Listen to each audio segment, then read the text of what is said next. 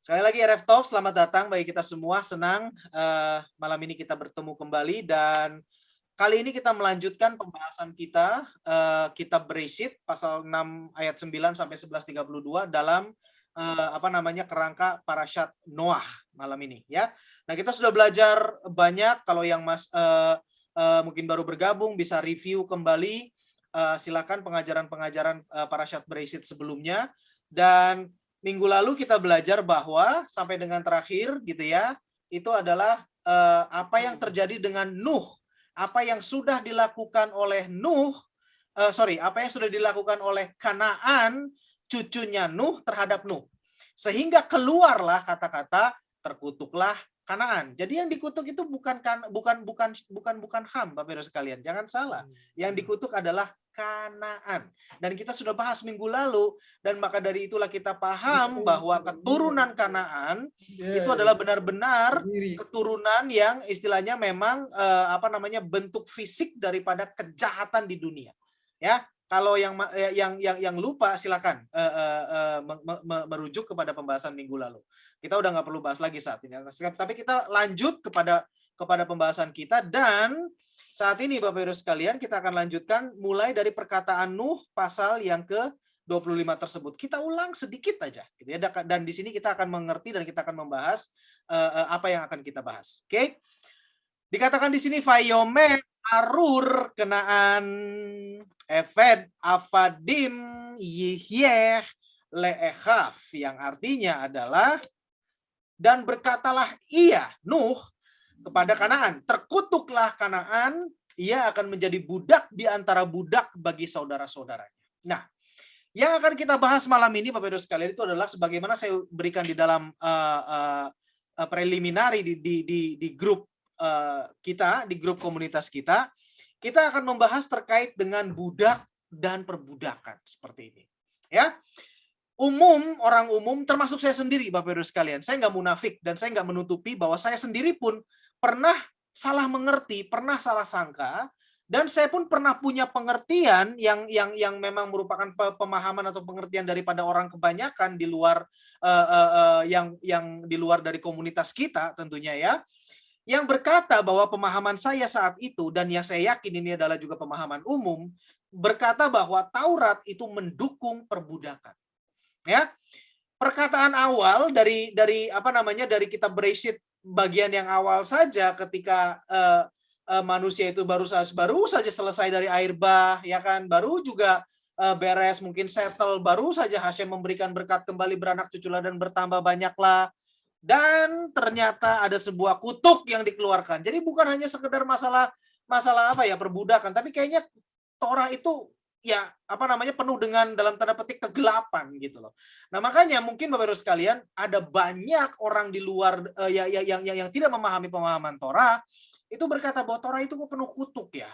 Torah itu kok istilahnya apa ya? Ini gimana sih penuh dengan perbudakan? Padahal sebetulnya yang mungkin kita pernah dengar sekilas-sekilas, dan yang mungkin pernah rekan-rekan kita di luar sana pernah dengar sekilas-sekilas juga, kita senantiasa berkata bahwa Torah itu penuh dengan belas kasihan. Torah itu adalah yang bisa membebaskan kita. Tapi kenyataannya kalau kita baca di dalam Bereshit 9 ayat 25, itu berkata, ada sebuah perkataan dari Nuh yang berkata terkutuklah Kanaan, dia akan menjadi budak di antara budak bagi saudara-saudaranya. Apa ini? Ya kan Bapak Ibu sekalian, pertanyaannya logis gitu loh. Kalau memang Torah itu sebagai sebuah tuntunan untuk membebaskan manusia, sebuah tuntunan yang katanya menghargai manusia, kok seperti ini gitu loh. Itu belum seberapa Bapak Ibu sekalian.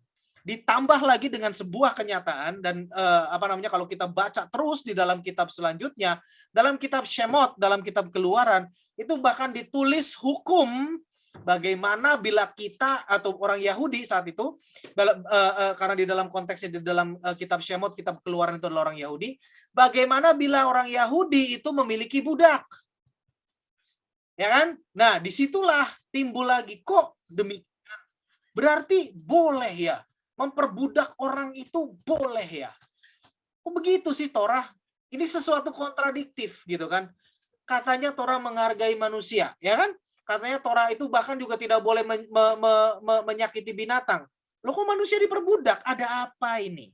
Nah, Bapak Ibu sekalian, kalau orang yang tidak memahami Torah, pemahaman yang kurang atau terbatas akan kebenaran Taurat, kita paham dan kita harus senantiasa paham dan memahami mereka.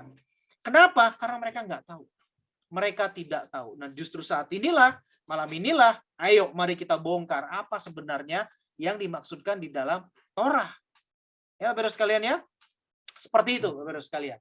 Ya. Nah, tapi bagi kita nanti tentunya setelah kita lihat ini, kita akan saya yakin sekali kita akan minimal dalam hati kita berkata, oh, ternyata seperti itu minimal, Bapak sekalian. Ya, karena bila kita sudah mengerti konsep Taurat yang benar gitu ya, bukan hanya sekedar tafsir sendiri, bukan hanya sekedar dapat dari sumber yang entah dari mana gitu kan, tapi dari sumber yang benar, yaitu dari sang pemiliknya sendiri, dari bangsa yang dimandatkan oleh Torah itu sendiri, maka kita akan bisa menemukan bahwa benar di dalam Taurat, di dalam Torah, justru ada kasih yang luar biasa di balik semua ini. Nah, ini nanti saya akan buktikan, bukan karena saya utak-atik gatuk-gatukin gitu ya, cocok logi apa segala macam. No, bukan. Mohon maaf. Saya nggak berani, Bapak Ibu sekalian. Saya tidak akan pernah berani. Bagi Bapak Ibu Saudara sekalian yang bergabung bersama komunitas Brenoa Indonesia sudah sekian tahun, silakan dicek dan silakan koreksi saya bila mana saya mulai menuntun Anda dengan pemahaman saya sendiri. Tetapi saat ini baru Hashem, dan saya juga berdoa dan senantiasa berharap bahwa Hashem senantiasa menuntun saya dan Bapak Ibu Saudara sekalian di dalam pengajaran yang benar yang kita dapatkan melalui pemilik Torah ini, pemilik mandat Torah ini, yaitu adalah para orang-orang Yahudi yang setia kepada Torah, yaitu rabi-rabi yang menaungi kita. Ya, nah justru kalau kita belajar di Torah yang benar, belajar Torah yang dari sumber yang benar, maka kita akan menemukan kasih yang luar biasa di balik semua ini. Nanti kita akan buktikan bahwa di sini ucapan Nuh ini itu adalah sebenarnya ucapan yang berisi dengan harapan dan juga sebuah belas kasihan agar Kanaan itu dipulihkan. Kita akan lihat, Bapak-Bapak sekalian. Kalau kita baca sekilas di sini ini kalau kita baca ya kedengarannya adalah kejam, benar-benar kejam, Bapak-Bapak sekalian. Iya kan? Terkutuklah Kanaan. Ia akan menjadi budak di antara budak bagi saudara-saudaranya. Kalau orang nggak ngerti pengajaran Torah, Bapak-Bapak sekalian, di bayangan ini tuh pasti apa? Kerja paksa. Ya kan? Bayangan itu minimal-minimalnya itu adalah orang yang diterik di bawah terik matahari, di bawah dinginnya salju, mungkin dinginnya malam, dengan makanan yang seadanya, disuruh bekerja siang malam tanpa henti, istirahat hanya untuk istirahat, sekedar melepas penat beberapa menit mungkin, lalu suruh kerja lagi, tidak diberi waktu tidur, tidak diberikan makanan yang sesungguhnya, tidak diizinkan ketemu dengan keluarga, mungkin seperti itu. Tapi sekali lagi, tidak bisa disalahkan. Karena apa? Karena kurang pemahaman yang baik akan kebenaran Taurat, Bapak-Bapak sekalian. Oke, nanti kita akan sampai ke sana dan kita akan kembali mengecap dengan mulut kita berkata, betapa Torah itu manis sekali dan betapa benar Torah itu sempurna adanya. Nanti kita akan sampai ke sana. Baru Hashem. Kita lanjutkan, Bapak-Bapak sekalian. Ini perkataannya ya. Nah, sekarang apa yang akan kita pelajari malam ini itu adalah kita akan belajar bahwa kata eved yang diterjemahkan sebagai budak itu adalah berasal dari kata avod, Bapak-Ibu sekalian. Avod itu artinya kerja. Saya pergi kerja deh, avod, gitu loh. Jadi sebetulnya kata eved itu nggak negatif. Kata eved itu bukan jenis pekerjaan yang itu tadi yang mengerikan, tidurnya di penjara bawah tanah, lalu hal mengerikan lainnya, bukan. Simple, kata avod itu adalah kerja, bekerja. Nah, dari kata avod inilah bentukan lainnya itu adalah avodah, Seperti kerja, bentukan lainnya dalam bahasa Indonesia adalah bekerja atau pekerjaan. Dari kata yang sama, kerja kan? Betul kan? Sama juga dari kata avod ini lahir eved yaitu pekerja dan avodah yang artinya bekerja. As simple as that, Bapak Ibu sekalian. Ya. Nah, sehingga jika kita mendengar kata abdi, konotasi kita itu apa? Negatif atau positif? Coba. Ini mungkin sudah terbuka di sini, tapi saya pengen dengar jujur bahwa kalau kita dengar kata abdi, konotasinya itu negatif atau positif, Bapak Ibu sekalian? Coba saya mau dengar jawabannya. Buka mikrofonnya, jawab. Negatif atau positif? Baik atau buruk? Silakan. Positif, More. Positif. Positif ya. Contoh abdi itu apa? Kalau kita dengar kata abdi, yang dibayangkan di kepala kita itu apa?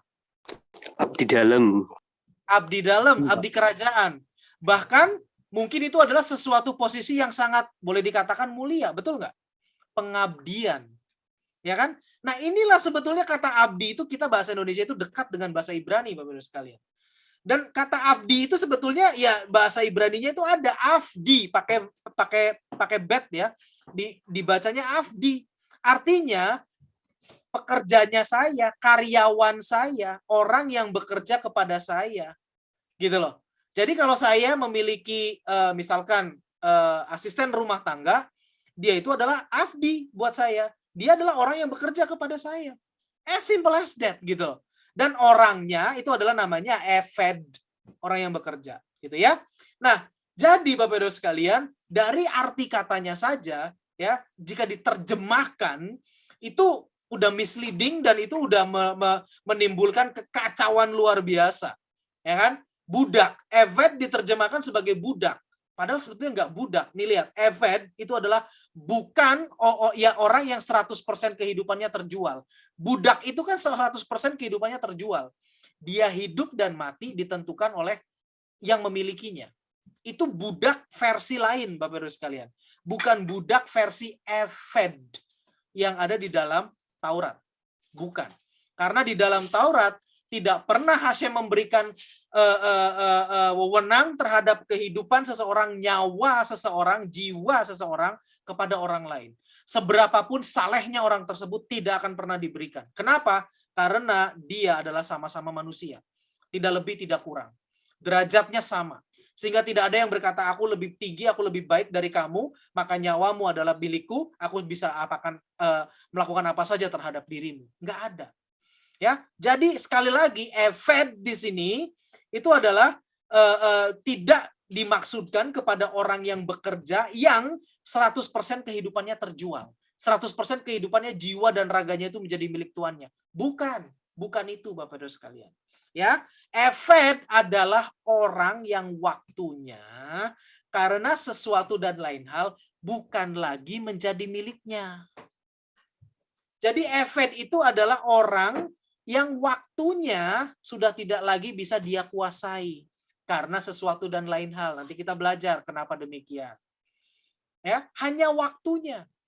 Tetapi kehidupannya, haknya, nanti kita juga belajar haknya, termasuk emosinya, termasuk jiwanya, sama sekali bukan milik tuannya. Jadi nggak bisa itu tuan seorang Yahudi ataupun kita Bnei Noah yang memahami Torah, kita berlaku semena-mena. Kamu kan nggak ada harganya, nggak ada, nggak bisa, nggak boleh. Ya, nah maka dari itu terjemahan ini saya lebih suka menggunakan kata terjemahan hamba dibandingkan dengan budak. Tapi Bapak Ibu sekalian, di sini ini saya melenceng sedikit ya terkait dengan terjemahan. Bahkan versi terjemahan dalam tanda petik resmi kosher Yahudi Ortodoks gitu ya, yang memang menjadi oleh rabi yang memang rabi yang benar gitu ya, misalkan terbitan Art Scroll gitu ataupun terbitan JPS, itu terjemahannya adalah slave yang artinya adalah budak memang. Nah, menurut saya ini kenapa? Itu sebenarnya gini Bapak Ibu sekalian. Ini karena sebetulnya gini. Orang Yahudi itu kan bahasanya bahasa Ibrani, betul ya? Nah, sementara bahasa Inggris misalkan itu adalah bahasanya orang lain gitu ya. atau bahasa lain, bahasa Latin, bahasa itunya orang lain. Nah, jadi ketika ada mungkin orang Yahudi kan tercerai-berai di berbagai macam bangsa. Nah, ketika orang Yahudi memiliki Eved dan dia juga kebetulan punya teman orang non-Yahudi gitu ya. Terus dia berkata, "Itu siapa? Itu keluargamu ya?" "Oh, bukan. Dia itu Eved buat saya." Eved. Dia itu adalah Avdi.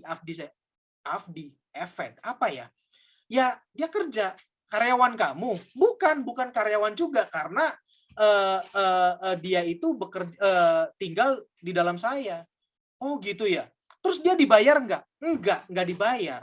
Oh gitu ya. Kalau gitu dia mah budak dong. Slave. He's that kind of definition. It's slave. Mungkin ini orang Yahudi yang di Inggris yang ngobrol gitu kira-kiranya ya. Jadi definisi yang demikian mah itu mah slave, itu mah budak. Bukan budak itu gitu loh, bukan orang Yahudi yang ngerti gitu kan, maksudnya bukan budak yang ditekan segala macam.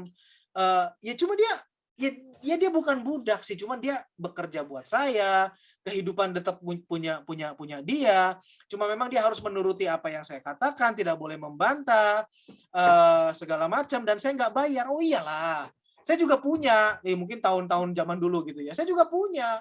Nih banyak malah mungkin saya 1, 2, 3, 4, 5, 6 segala macam, semua itu tinggal di rumah saya, sama kan seperti dia tinggal di rumah kamu. Iya. Ini bekerja, saya perintahkan A, dia harus jalan A, sama kan? Iya sama. Gitu kata orangnya ini kepada orang Yahudi. Terus dia nggak dibayar, saya nggak bayar dia loh. Kamu bayar dia nggak? Enggak. Ya sama, itu budak. Ya udah, jadi kalau kata kamu Eved, buat saya itu budak. Nah, jadi mungkin menurut saya itu dari situ, Bapak Ibu sekalian.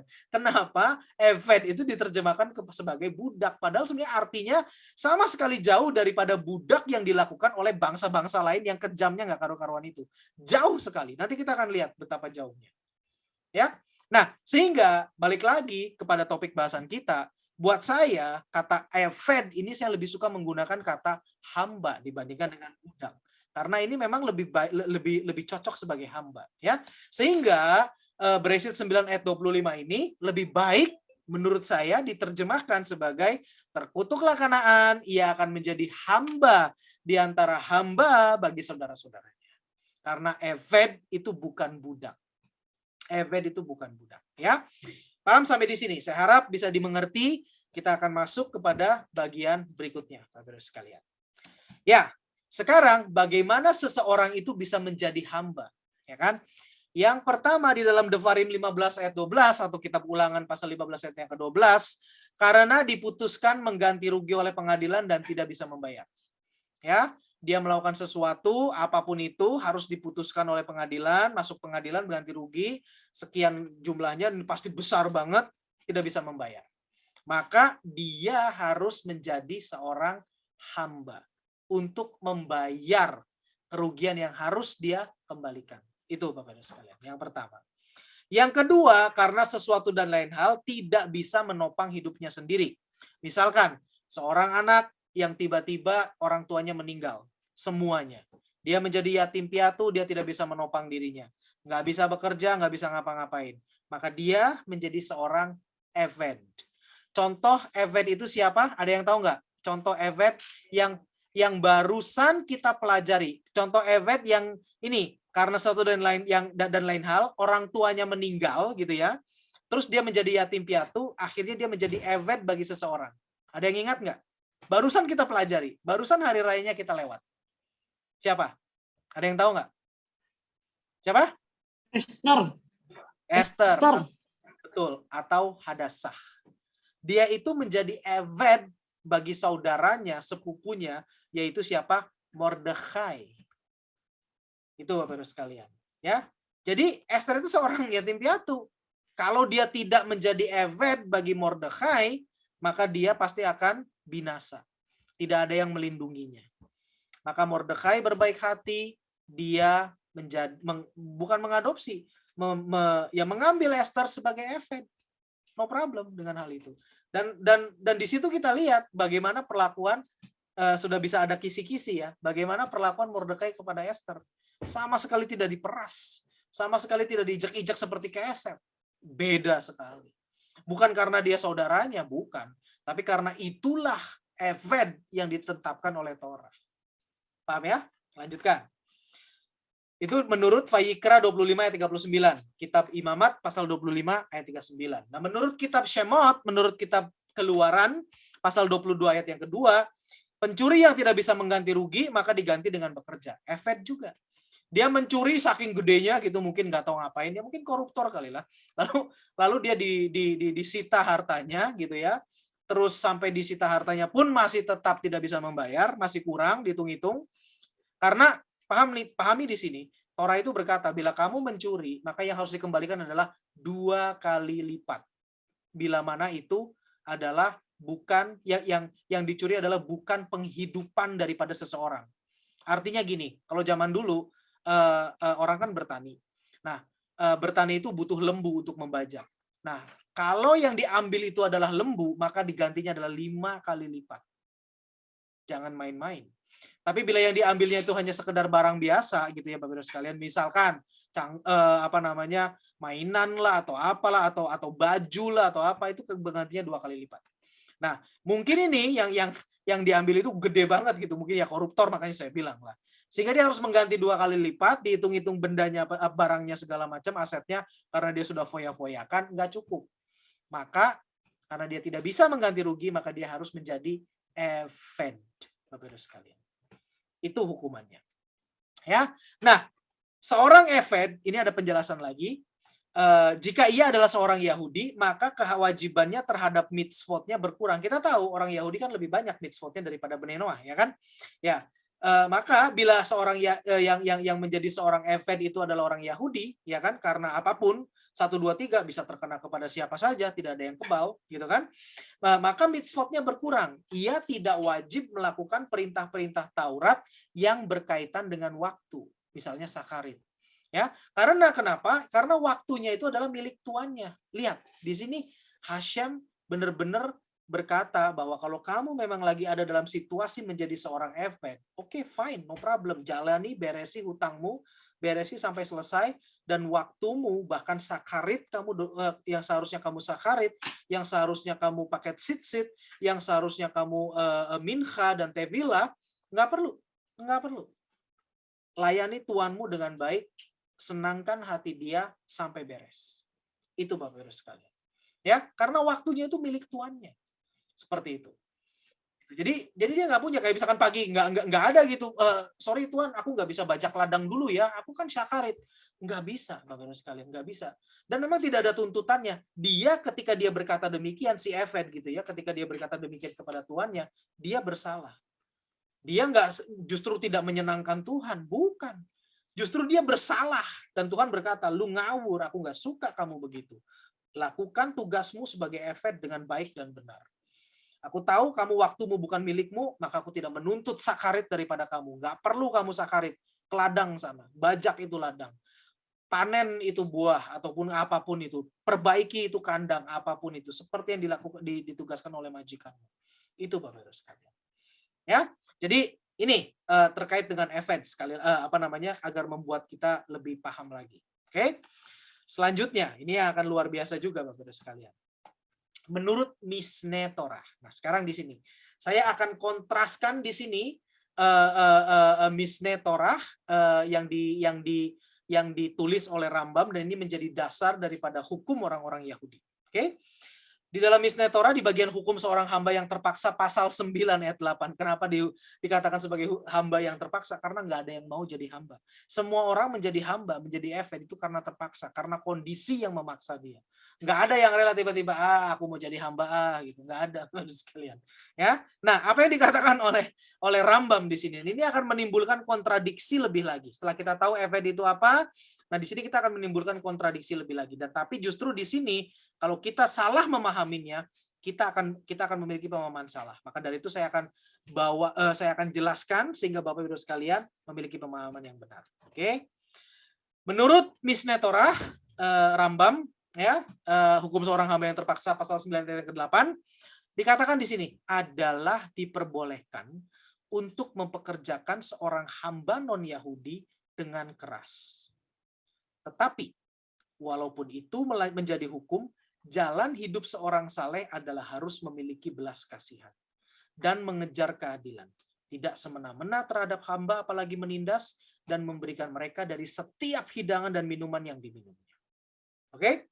Nah, kalau kita cuma ini terutama bani comot gitu ya. Bani yang suka motong-motong gitu. Itu kalau dia itu adalah diperbolehkan untuk memperjakan hamba non-Yahudi dengan keras. Wah, selesai. Copy, paste sampai sini doang. Lalu koar-koar kemana-mana. Itu Yahudi tuh jahat. Yahudi jahat. Lihat tuh di dalam Torahnya. Di dalam Mishneh Torahnya. Boleh lo mempekerjakan seorang hamba dengan keras. Makanya Yahudi itu benar-benar keturunan setan. Bla bla bla bla bla.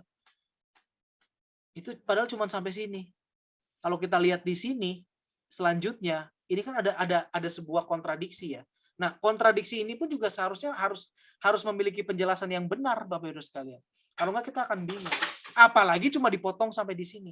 Nah, disinilah ketika ada orang yang motivasinya memang mencari kelemahan, yang memang motivasinya mencari-cari kesalahan, akan sangat senang dan dia akan happy banget copy paste cuma sampai di sini. Yahudi dan Taurat memperbolehkan perbudakan dan bahkan berlaku keras terhadap non-Yahudi. Gitu. Tapi sebetulnya nggak seperti itu, menurut sekalian. Itu adalah kepuasan daripada bani comot. Orang-orang yang sukanya senangnya nyomot gitu kan, potong sana potong sini. Nah, tetapi kita di sini kita harus memiliki pemahaman yang benar dan kita akan pelajari ini malam ini. Oke, maksudnya apa? Maksudnya apa ketika Torah berkata demikian? Ketika Rambam di dalam Mishneh Torahnya berkata demikian. Ini maksudnya, Bapak sekalian. Ya. Maksudnya adalah walaupun mempekerjakan seorang hamba dengan keras dan ditindas itu diperbolehkan, bahkan ada hukum yang melindungi majikannya menjadi hukum. Ingat ya, orang-orang non-Yahudi itu bahkan dulu, sekarang sih udah bagus. Sekarang sih udah bangsa-bangsa itu udah keren banget. Tetapi dulu kita tahu bahwa orang-orang bule, orang Eropa, orang Amerika, di sana mereka itu memiliki hukum terkait perbudakan dan hukumnya itu menguntungkan siapa? Tuan-tuan pemilik budak. Ya kan? Betul kan? Itulah yang dimaksudkan oleh Rambam bahwa ada hukum. Karena Rambam waktu itu hidup dengan keadaan di mana ya bangsa-bangsa sekelilingnya itu memiliki hukum dan perbudakan itu dilegalisasi oleh hukum mereka gitu loh Bapak-Ibu sekalian. Ya. Nah, jadi Rambam itu berkata adalah diperbolehkan mempekerjakan hamba non-Yahudi dengan keras, tetapi walaupun menjadi hukum, nah, jadi maksudnya gini loh, walaupun hukum sekeliling itu, ini Rambam berbicara kepada orang Yahudi ya.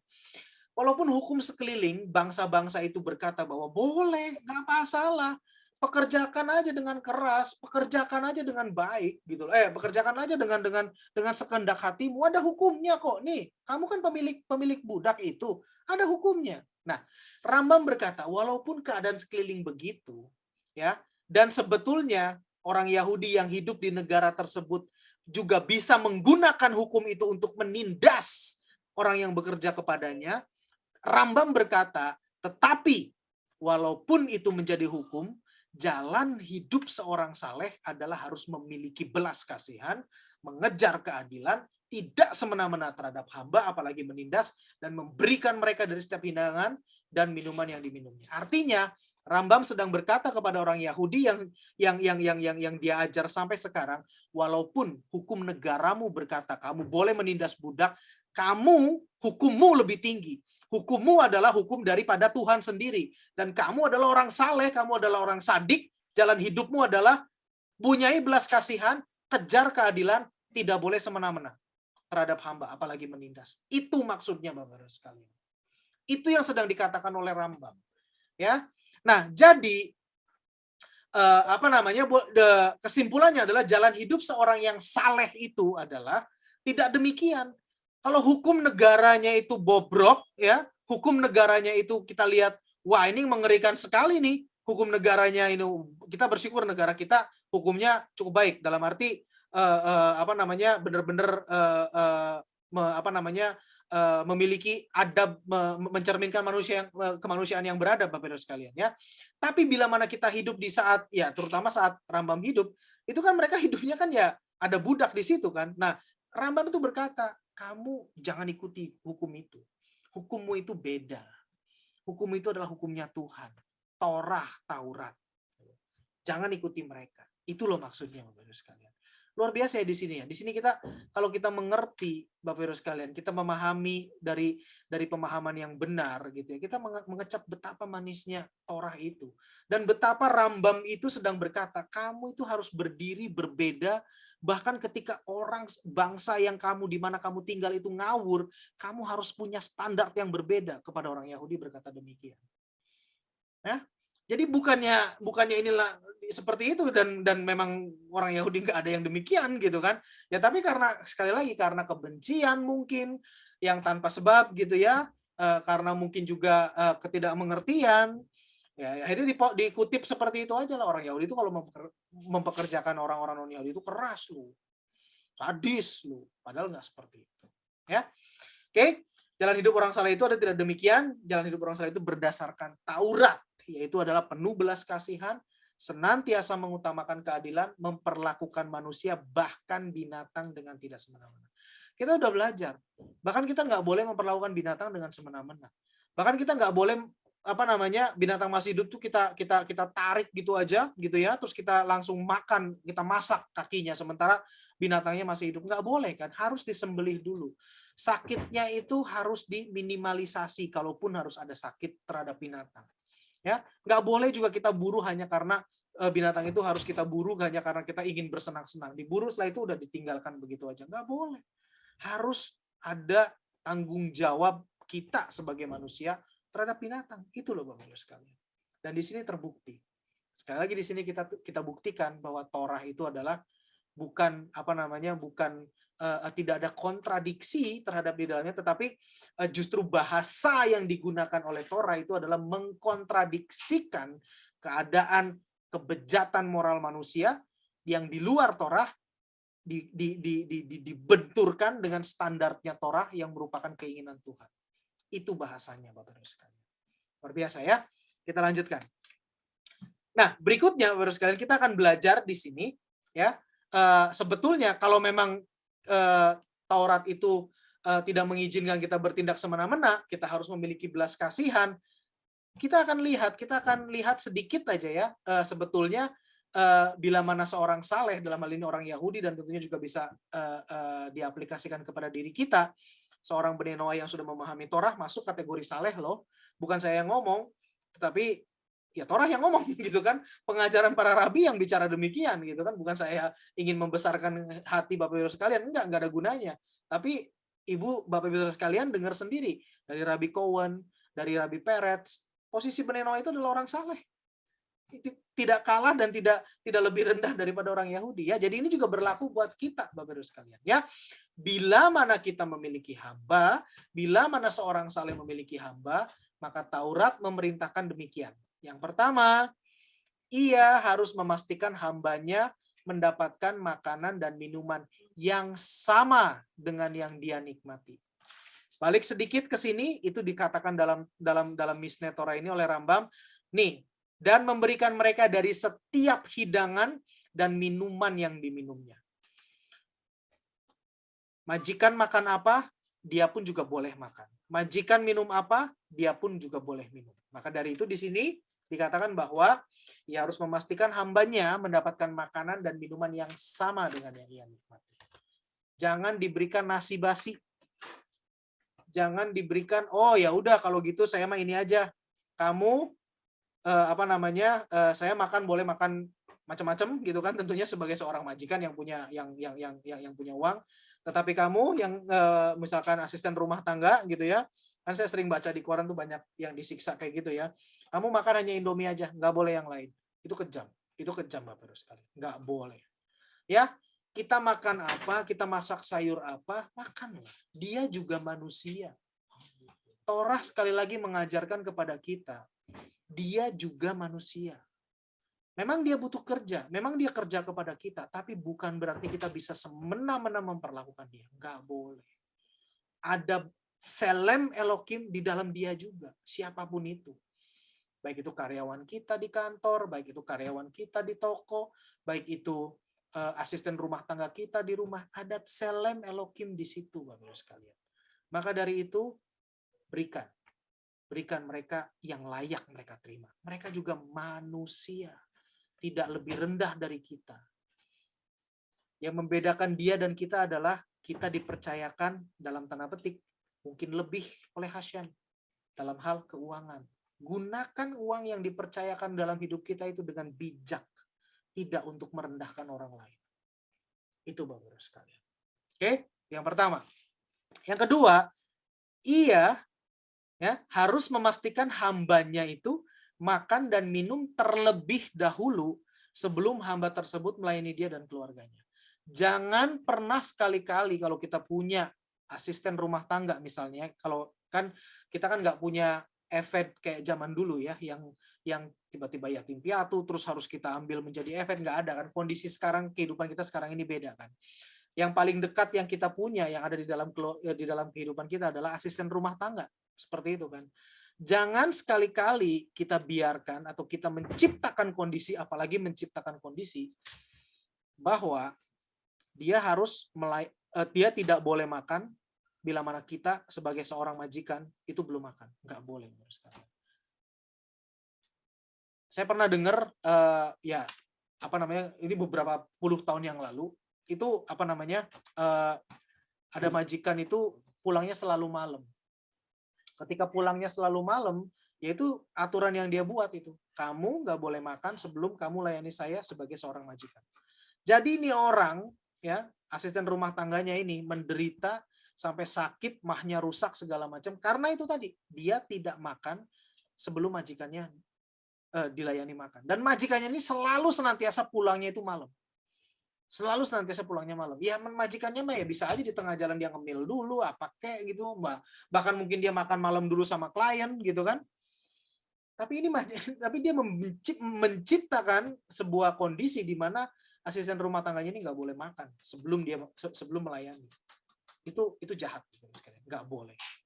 Ya, dia juga manusia dan bahkan kalau kita yang ngerti Taurat dan sekarang apalagi kita sudah belajar seperti ini, biarkan dia makan dulu. Jangan sampai dia melayani kita itu dalam keadaan perutnya itu lapar dan keroncongan. Nggak boleh.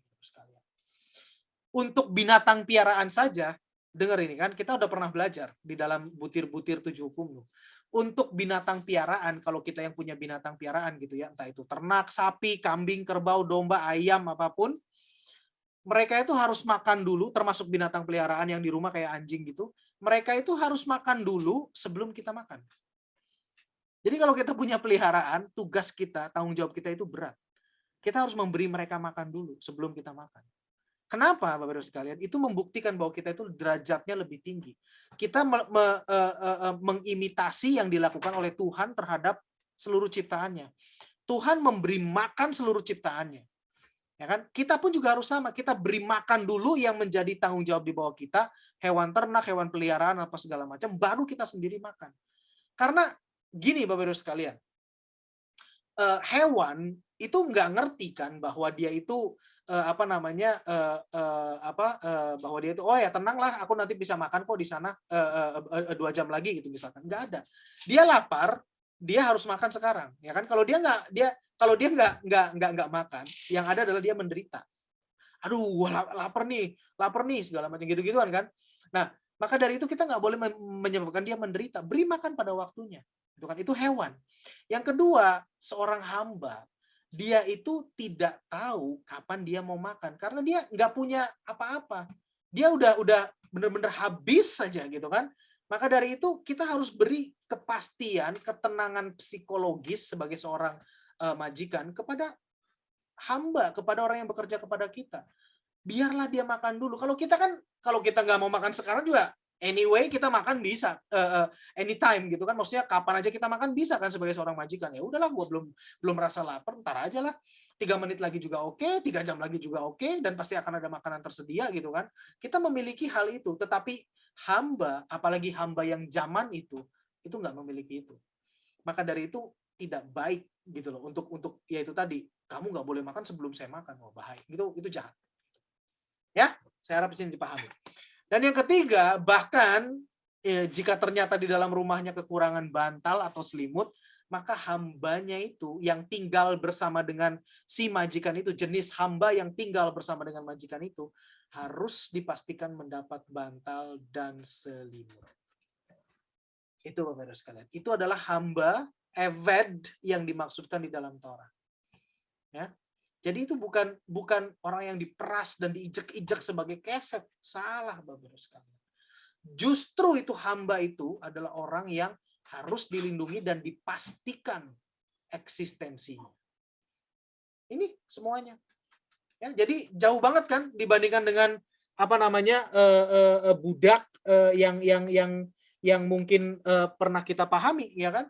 Budak itu kan tidurnya di apa namanya di tempat yang nggak layak, gitu kan, bahkan mungkin nggak ada alasnya, tidurnya duduk, gitu kan, kerjanya keras, dipecut-pecutin, beda Bapak Ibu sekalian. Nah, sekarang nanti kita akan belajar nih Bapak Ibu sekalian, event itu sebetulnya apa sih? Kenapa sih kok sampai ada seperti ini? Nanti kita akan belajar, ya. Jadi yang jelas beda. Nah, di sini kita harusnya sudah bisa merasakan bahwa oh, Torah itu beda dan Torah itu benar-benar menghargai. Sekarang kita di sini mulai bisa merasakan bahwa iya benar bahwa Torah itu menghargai manusia. Bahkan manusia yang sudah bangkrut pun dihargai juga gitu loh. Eved itu manusia yang bangkrut, ya kan? Orang yang nggak bisa bayar hutang. Tadi kan orang yang mencuri tapi apa namanya nggak sanggup bayar hutangnya juga. Seorang yang tiba-tiba menjadi yatim piatu. Semua itu adalah kalau kita gunakan satu istilah, mereka adalah orang-orang yang bangkrut gitu kan. Tapi diberikan, tetap diperlakukan sebagai manusia, bahkan sampai harus itu tadi psikologisnya pun juga harus dijaga. Ya kan? Bukan berarti oh ya kamu mau udah bangkrut ya udahlah terserah dari itu yang ya majikanmu ya yang mempekerjakan kamu, terserah dia ya. Enggak. Majikannya wajib menjaga bahkan kesehatan mentalnya dengan memastikan ini. Ya, boleh dikatakan seperti itu Bapak Ibu sekalian. Begitulah Torah memperlakukan manusia. Luar biasa kan? Kita lanjutkan. Makin keren ini Torah. Sekarang di dalam Shemot 21 ayat 2 ini adalah hukum terkait dengan event. Dan di sini kita akan mengerti kenapa kok ada event di sini ya. Shemot 21 ayat 2 ini adalah hukum terkait dengan bila mana seorang Yahudi atau seorang saleh memiliki event. Dikatakan di sini apa? Kitik neh eved ifri sheshanim ya avod ufashviit yetselahafshni hinam, yang artinya dan jika kamu orang saleh, orang Yahudi, orang sadik ada dalam posisi membeli seorang hamba Ibrani, ya, biarlah ia bekerja selama 6 tahun. Dan di tahun ke-7, biarlah ia bebas tanpa syarat. Oke, maksudnya apa?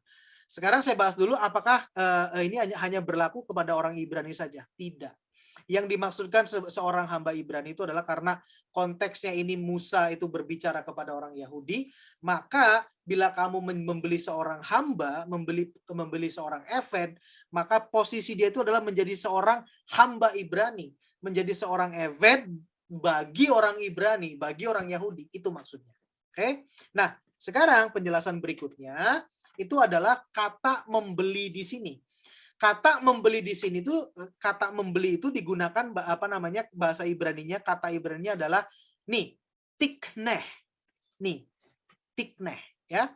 Nah, tikneh ini memiliki akar kata yang sama dengan kata apa ini? Tikun. Lihat. Tikneh, tikun. Sama kan? Dan tikun itu artinya apa? Ada yang tahu nggak? Tikun artinya apa? Memperbaiki. Memperbaiki, restoration, restitution. Tikun itu artinya memperbaiki. Jadi, tikneh itu artinya adalah membeli dengan maksud untuk memperbaiki. Luar biasa ya. Jadi ketika seorang saleh, seorang Yahudi membeli hamba, harus ada dalam posisi membeli hamba. Itu artinya kita sedang diberikan anugerah dan tugas dari Hashem untuk tikun orang tersebut. Itu loh Bapak-Ibu sekalian. Ya, jadi ini bukan untuk menindas. Eved itu bukan untuk ditindas, bukan untuk dihancurkan, bukan untuk direndahkan serendah-rendahnya, lebih rendah daripada keset gitu. Enggak.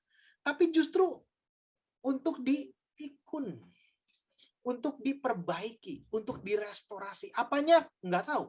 Ya kalau bukannya nggak tahu, maksudnya banyak hal gitu ya. Kalau dalam hal kasus tadi, misalkan dia itu adalah seorang yang yatim piatu gitu, tiba-tiba kedua orang tuanya mati, ya maka pikunlah yang direstorasikan itu adalah masa depannya. Pastikan dia memiliki kehidupan yang baik, masa depan yang baik, pastikan dia bisa nanti pada satu saatnya dia mandiri, menjadi seorang yang mandiri. Seorang yang mencuri tidak sanggup bayar, artinya apa? Ya dia diberi kesempatan tikun dengan menjadi hamba ini, dengan menjadi eved ini, diberi kesempatan tikun untuk membayar dirinya hutangnya, sambil dia merenung dan sehingga dia berkata bahwa iya ya, kekonyolan gue itu harusnya gue nggak bisa lakukan lagi, jangan lagi aku lakukan. Ya, 6 tahun dia diberi kesempatan untuk bekerja. Tahun ke-7 silakan pilih. Nah, itu bukti Tuhan itu luar biasa. Bukti Tuhan itu senantiasa memberikan banyak sekali kesempatan untuk bertobat, banyak sekali kesempatan untuk berubah, Bapak Ibu sekalian. Bahkan mungkin orang-orang yang disebut sebagai sampah masyarakat itu tadi kan, kayak pencuri gitu-gituan kan, tetap diberikan tikun gitu loh. Yang tidak diberikan kesempatan itu adalah yang membunuh orang gitu. Itu jelas. Nanti kita akan bisa bahas lagi bahwa sebetulnya hukuman mati yang diberikan kepada dia itu juga adalah pendamaian buat dia. Tapi kita nggak bahas sekarang.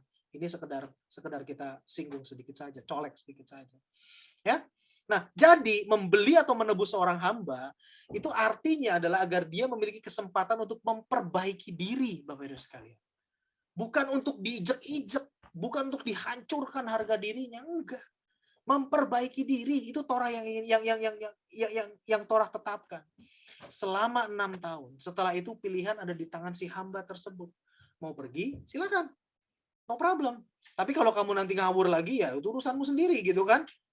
Tapi kalau dia mau tetap melayani majikannya, ya silakan juga. Kalau dia berkata, oh ya aku menemukan, kayaknya aku memang di sini lebih oke, aku bisa merasa hidupku baik di sini, no problem, silakan gitu kan. Nah, itu yang diatur dalam Torah. Dan ini ada di dalam Shemot 21, kelanjutan daripada ayat 2 ini, yaitu ayat 3 sampai dengan 5. Di sini Bapak Ibu sekalian kita bisa melihat betapa yang Torah maksudkan itu luar biasa. Di sini kita bisa melihat bahwa Torah itu penuh dengan kasih. Torah itu penuh dengan limpah dengan kemurahan, Bapak Ibu sekalian. Kesempatan itu senantiasa diberikan. Silakan, ayo. Bahkan diatur oleh Tuhan di dalam Taurat. Luar biasa banget kan Tuhan kita itu. Keren deh. Oke, kita lanjutkan Bapak Ibu sekalian. Sedikit lagi. Ya. Nah, maka dari itu, dengan pemahaman tadi, Bapak Ibu sekalian, kita bisa mengerti ayat Beresyit 9 ayat 25 sampai 27. Kita baca bahasa Indonesianya biar cepat ya. Dan berkatalah ia tadi itu kan, yang 25 kita udah bahas, udah baca di awal, terkutuklah Kanaan, ia akan menjadi hamba di antara hamba bagi saudara-saudaranya. Maaf, ini salah ketik. Iya, ini harusnya ianya iya huruf kecil. Ya. Dan berkatalah ia juga Nuh gitu ya. Diberkatilah Hashem Elohim Shem, dan biarlah Kanaan menjadi hamba bagi mereka. Biarlah Elohim meluaskan Yafet, dan biarlah ia, nah ini benar, biarlah ia tinggal di dalam kemah Shem. Artinya Hashem yang tinggal di dalam kemah Shem. Dan biarlah Kanaan menjadi hamba bagi mereka. Sekali lagi, Kanaan harus menjadi hamba, diberkatilah Hashem, Elohimnya Shem, dan biarlah Kanaan menjadi hamba bagi mereka. Elohim meluaskan Yafet, dan biarlah ia tinggal di kemah Shem, biarlah Hashem tinggal di kemah Shem, biarlah Kanaan menjadi hamba. Artinya apa di sini Bapak Ibu sekalian? Artinya adalah Kanaan itu sudah melanggar, ya kan? Kita sudah belajar minggu lalu. Apa yang dilakukan oleh Kanaan mengerikan sekali. Tapi Tuhan memberikan kesempatan bagi Kanaan untuk memperbaiki. Dengan cara menjadi hamba bagi Shem. Hamba itu apa tadi? Ya itu tadi. Bukan untuk diinjak-injak oleh Shem, bukan. Bukan untuk direndahkan oleh Shem, bukan. Tetapi justru untuk diayomi, untuk dimanusiakan. Sehingga dengan harapan selama dalam tanda petik 6 tahun itu Kanaan bisa mikir, oh iya saya salah. Harusnya seperti itu Bapak Ibu sekalian. Maksudnya ya, waktu yang dimiliki oleh Kanaan bukanlah menjadi miliknya sendiri, layaknya seorang hamba kan? Di waktunya bukan. Jadi artinya Syem yang harus ngatur. Kanaan kamu kesini loh, kamu begini loh, kamu lakukan ini loh. Artinya begitu loh. Kenapa? Karena Kanaan itu ngawur, ya kan? Dia nggak bahkan tidak bisa mengontrol dirinya sendiri. Maka harus ada orang yang memiliki pemahaman kedewasaan moral dan pemahaman Taurat untuk bisa kontrol orang yang demikian. Itu adalah ada di dalam Syem. Itu Bapak Ibu sekalian. Luar biasa ya, indah banget loh. Rencana Tuhan itu indah banget. Tapi kenyataannya nggak kejadian. Kenapa? Karena Kanaannya yang nggak mau. Kita tahu Kanaannya yang tidak mau. Bukan Syemnya yang nggak mau. Kanaannya yang nggak mau. Kita udah belajar minggu lalu ini kata Ibrani yang digunakan oleh untuk kutuk adalah arur, bukan kelalah gitu ya. Karena arur itu kondisi buruk sebagai akibat dari perbuatan buruk dengan tujuan memberi or bagi si pelaku. Di sini kita buktikan bahwa kutukan yang buat si Kanaan itu sebetulnya adalah untuk memberikan terang Torah kepada Kanaan melalui Syem. Ya, ketika Tuhan memutuskan arur, maka yang terjadi adalah hidup orang tersebut akan direkayasa oleh Tuhan agar ditelangi oleh Taurat. Bapak Ibu sekalian, oleh Torah. Lihat, or. Ya, ini ada kata yang sama. Jadi ini adalah benar. Sekarang kita buktikan lagi bahwa kutuk bila mana ada kutuk yang dituliskan di dalam Taurat dengan kata arur itu sebetulnya adalah untuk mendatangkan terang or dalam hidupnya. Bila mana Kanaan nurut dan dia tinggal menjadi hambanya Syem, maka dia akan disinari oleh terang Torah yang merupakan yang sudah dianugerahkan oleh Hashem kepada Syem dan keturunannya. Tapi sayangnya sekali lagi saya katakan Kanaan nggak mau. Ya itu pilihan dia. Karena dia punya free will, ya kan? Dan yang lebih penting lagi di sini Bapak Ibu sekalian, ayat yang terakhir itu dikatakan bahwa Hashem itu mengasosiasikan dirinya sebagai Elohim Syem. Diberkatilah Elohim Syem. Dan akan tinggal di dalam kemah Syem. Artinya apa? Kemahnya Syem itulah bukan kemahnya Yafet yang akan ada hadirat Hashem. Itu loh maksudnya Bapak Ibu sekalian. Artinya apa? Keturunan Syem itu akan yang mewarisi bahwa tongkat estafet ilahi itu ada di dalam keturunan Syem. Dan kita semua tahu yang mewarisinya itu adalah Bani Israel. Syem sudah memberikannya kepada Abraham ketika Melkisedek bertemu dengan Abraham. Nanti kita akan bahas berikutnya, ya kan? Lalu Abraham keturunannya yang mewarisinya adalah siapa? Yitzhak. Dan keturunan Yitzhak yang mewarisinya bukan Esau tetapi Yakov. Dan Yakov memiliki 12 keturunan yang menjadi Bani Israel. Itulah yang memiliki otoritas ilahi, yang memegang tongkat estafet ilahi. Orang yang memiliki kedewasaan moral, bangsa yang memiliki kedewasaan moral dan pemahaman Taurat sebagai keturunan Sem adalah Bani Israel. Jangan salah pilih. Baruch Hashem, kita Bani Noah sudah memilih yang benar. Kita tinggal di dalam kemahnya Syem. Kita tinggal dan kita diam di bawah pengajaran daripada pewaris ataupun juga pemegang mandat ilahi, yaitu Bani Israel. Baruch Hashem, luar biasa Bapak Ibu sekalian. Maka dari itu Bapak Ibu sekalian, saya ingatkan kembali dengan kata-kata ini yang pernah saya posting di Facebook. Dari pemahaman kita tadi kan setelah kita pelajari semua, sekarang kita tahu bahwa benar, ya. Dikatakan di sini apa? Torat Hashem temimah meshivat nafesh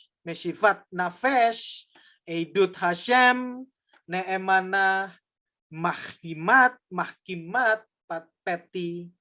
Ini diambil dari Mazmur 19 ayat yang ke-8. Raja Daud berkata bahwa Taurat Hashem itu sempurna, senantiasa memulihkan jiwa. Orang-orang yang sudah bangkrut, orang-orang yang sudah sepertinya hilang harapan, dijadikan efed, dipulihkan kembali jiwanya. Bukan dijadikan keset, tapi justru dipulihkan kembali. Kesaksian Hashem itu setia, menjadikan bijak orang-orang yang sederhana. Kita semua orang-orang yang sederhana. Lihat latar belakang kita, siapa kita? Orang-orang sederhana. Kita bukan keturunan Yahudi, kita bukan keturunan Rabi, apalagi keturunan Rabi gitu kan. Kita mungkin adalah orang-orang yang dulunya nggak ngerti apa-apa. Tetapi karena kita memilih yang benar, yaitu Torah. Torah yang sempurna, Torah temimah. Maka kita dijadikan bijak. Kita yang sederhana ini dijadikan bijak oleh karena hikmat Torah. Biasa Bapak Ibu sekalian. Dan terakhir kita tutup